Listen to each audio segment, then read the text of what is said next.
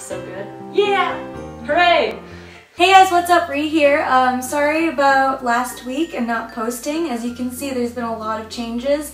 I moved into a new apartment last week, so that's why I was a little too busy to film a video. Today I wanted to talk to you guys about Fangirl by Rainbow Rowell.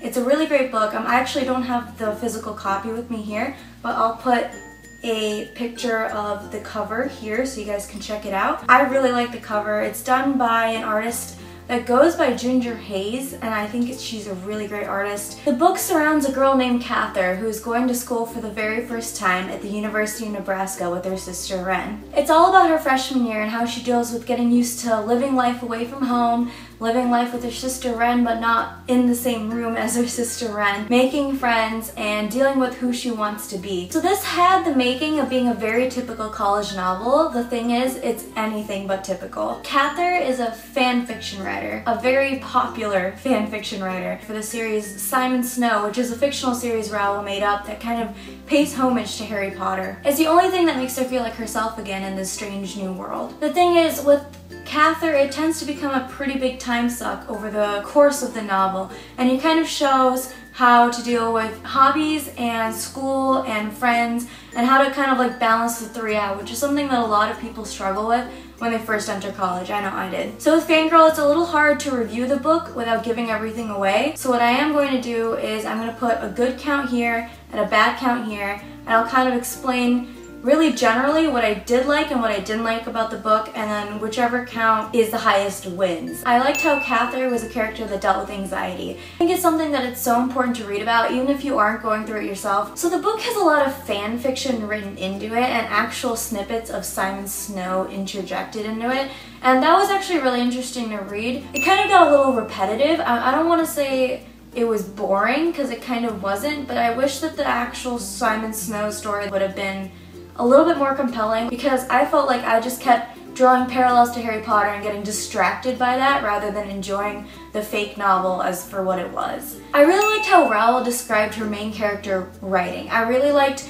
the way that she kind of described if you don't know what to say or you feel like you can't write anymore, it feels like you're literally biting off the words. And she has so many descriptions for writing that it really hits home, and it makes you feel like, wow, this one character actually understands what it feels like to write. Another thing along with that was that I kind of wish that Kath's fanfiction had a different writing style than actual Simon Snow.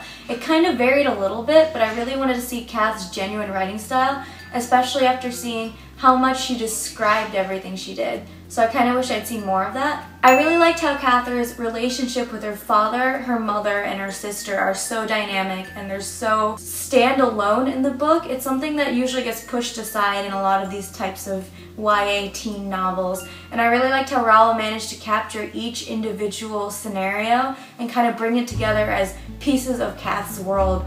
There was just so much of Simon Snow everywhere, to the point that I almost got bored with the story. So I kind of wish she had less of that and more of Kath's personal life, because even though the whole thing was centered around Kath, I still feel like the book kind of ended abruptly, and I wish I read more of it. Especially liked how Cather and Ren are twins, and how Cather dealt with leaving her sister and watching her change while she herself stayed stagnant.